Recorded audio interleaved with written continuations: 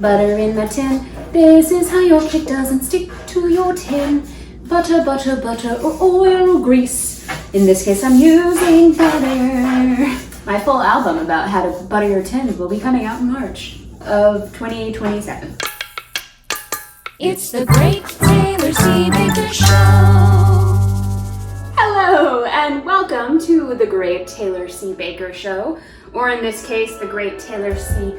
Princess Pumpkin Cinderella Baker Show. Today we have episode 6, so I'm celebrating officially being halfway through the first season of the Great British Bake Off, and we are baking Prinsessa Torta, which is princess cake. It is a Swedish layer cake, and it is by far the most complicated recipe that I've encountered so far.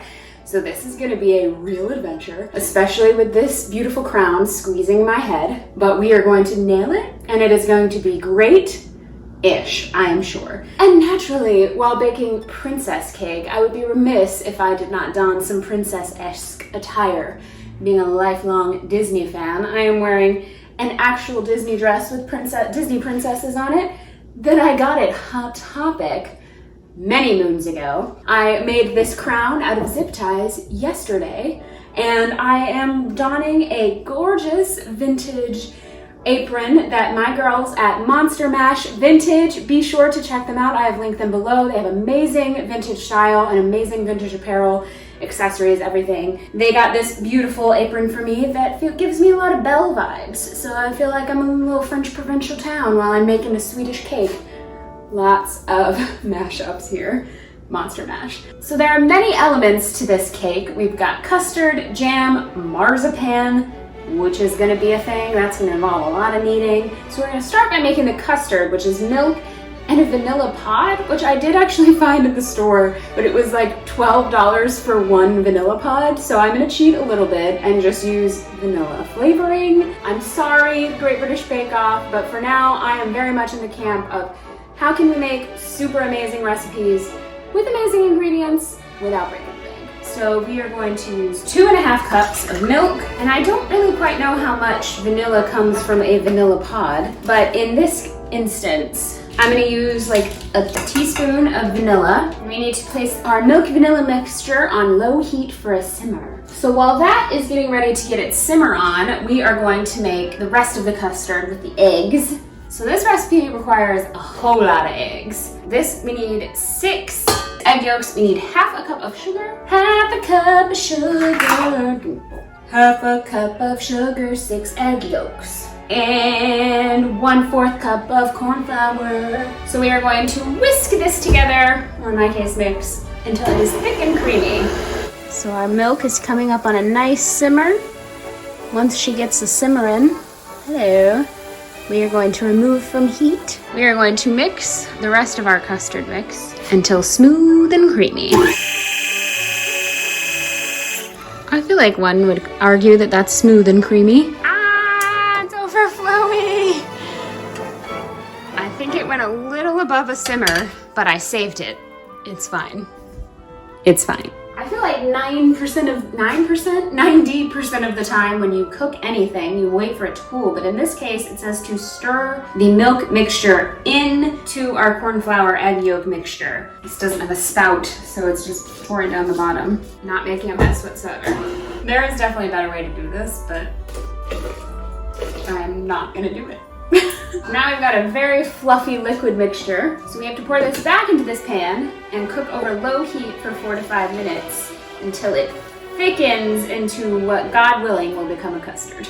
Oh, it is alive! It is alive! And once it gets thick, you need to add 1/4 cup of butter and beat that into here. This is science. This is magic. I put a liquid onto the stove and now it is a custardy solid. And no princess look would be complete without her runaway bride sneakers. So now we pour this into a bowl. That's a good consistency, I feel like, for a custard. And we're gonna cover it with cling wrap and put it in the fridge to cool. So our custard is chilling, and now we are on to the raspberry jam. We are gonna use 7 ounces, which is just shy of a cup of raspberries. Now this recipe actually has a bullet point which I need to show you. that states, if you use shop-bought jam and marzipan, we won't hold it against you. Well, thank you BBC for your blessing, but I am learning here, so I am gonna, for the first time ever, make jam and marzipan from scratch. So you need just shy of a cup of raspberries and 3/4 of a cup of sugar. Now somewhere in this recipe it also says something about jam sugar. Is that a different kind of sugar? Anybody know? Comment below. So we've got raspberries, sugar, and we need 2 tablespoons of water. So once the sugar melts at a low temperature, then you boil vigorously. And I also stirred vigorously too, so it didn't get stuck. But now we have a nice jam. So you need to then transfer it to a heat-proof bowl. And these are all steps that said you can make these things the day before if you feel so inclined. I made jam! This says just leave to cool completely. It doesn't say to put it in the fridge, so I'm just gonna leave it out. So we've got our jam, we've got our custard, and now we're gonna make the sponge. So it says to use a 9-inch springform pan, which is like this. I demonstrated beautifully on accident there. It's the kind of pan where the bottom pops out. So now that we have 10 greased, we need to prep our oven and preheat to 350 degrees. So we need to start by putting 4 eggs and a little less than 3/4 of a cup of sugar. And this is the full egg, so no need to separate for this one. I'll do the last one, I'll try one. I just always shatter it. I just crush the... I'll get it. Thank you for going on this journey with me. We need to whisk this with the mixer for 5 minutes until it is pale and thick and leaves a trail. And after mixing it for 5 minutes, now we're gonna add corn flour, flour, and baking powder. And now I am folding it together gently until we get all of these pockets out. And we are also gonna fold in our melted butter, a 1/4 cup of melted butter. And it specifically says take care not to overmix, so I think I got it at a pretty good place. Oh, as I reveal a huge tuft of flour. All right, we're gonna call that good enough. Pour this into our lined tin. Send a prayer up to the baking gods that it rises, because I think I have to cut this sponge in half like I did with the tiramisu. And we're gonna bake this for 25 to 30 minutes at 350 degrees. So enjoy your time in the oven. All right, so our sponge is in the oven, and while that is baking, I am going to do one of the harder parts of this bake, where I'm gonna try to make a rose out of fondant icing. This is one thing it did tell me I could buy, and I didn't have to make it. So I'm not cheating here, according to the BBC. There's a lot of words in the description of how to do this that I don't know. So there's already a little confusion here. It says to roll out 10 balls. So I guess I start with the balls and then roll them down. I'm an adult. I can do this. So it says to roll them into balls that are the size of a cherry stone. I guess that means like a cherry seed. So now it says to place them on the paper and flatten them with my finger. Flower petals are delicate, y'all. Little petals. This is fun. Roll the first petal up like a sausage to form the bud. Wrap the remaining petals around the bud to make a rose. This is exciting. I've never made anything this elaborate. That's a rose, y'all. My oven agrees. It says to leave to dry for at least an hour. Seems like the job of a shot glass.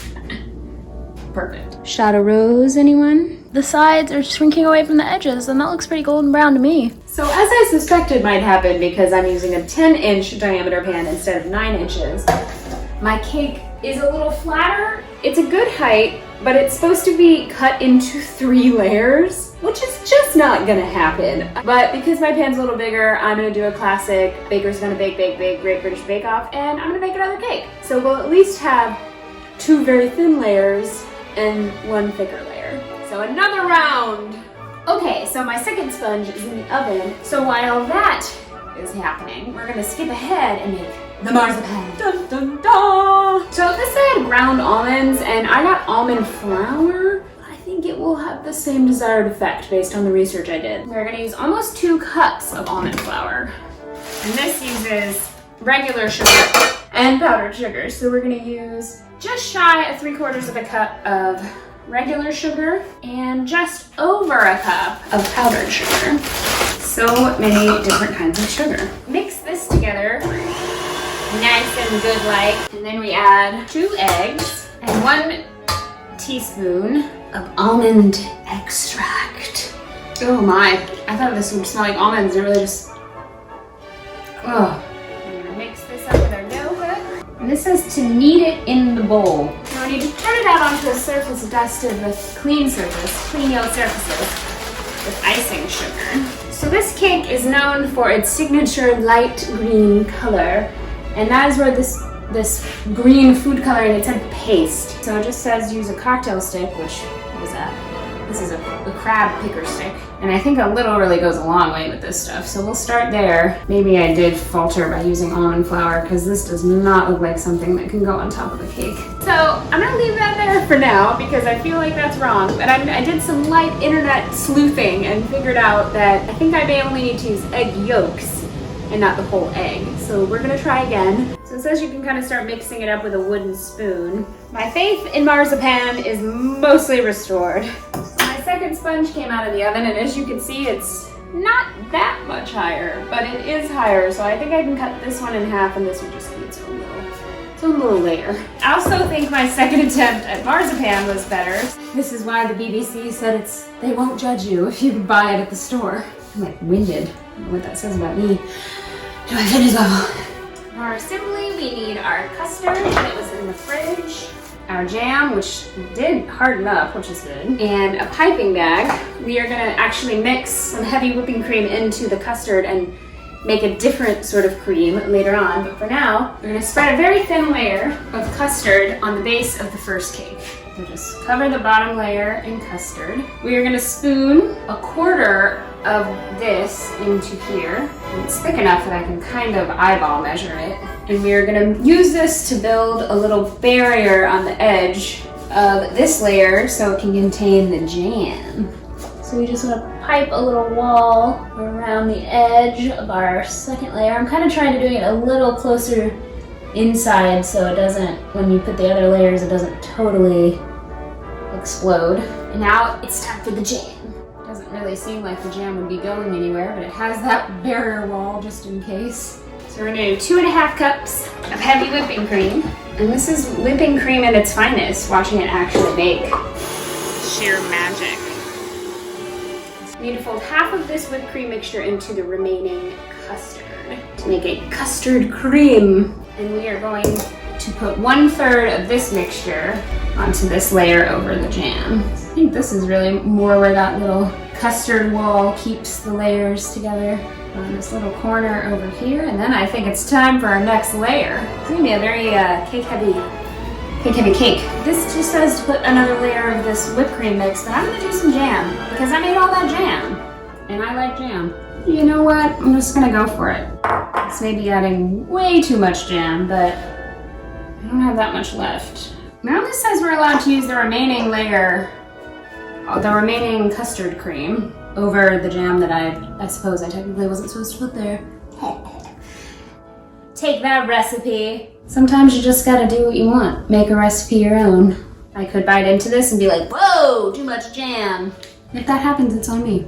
But I think that's a risk I'm willing to take. Now time for the remaining layer. The queen, the crown upon the head of this cake. And now it says to do whipped cream. And this is the signature of the Princessa Tarta, is having the dome shape on top. So now with the rest of the whipped cream mixture, we are gonna make its signature signature dome. I wonder if there's some sort of significance in Sweden of domes.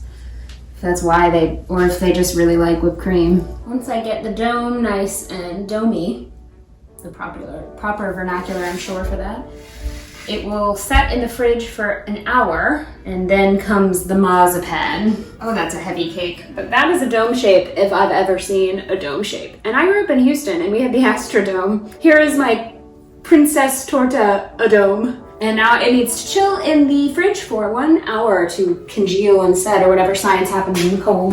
In the meantime, I'm gonna roll out my, oh god, this got hard. I feel like I maybe should have covered this. In the meantime, because this is supposed to be like a beautiful flat cover for the cake, and it seems kind of weird in its consistency. But we're gonna roll this out to where, hopefully, it will be a beautiful flat mint green piece of fondant, because it keeps just breaking apart when I try to roll it.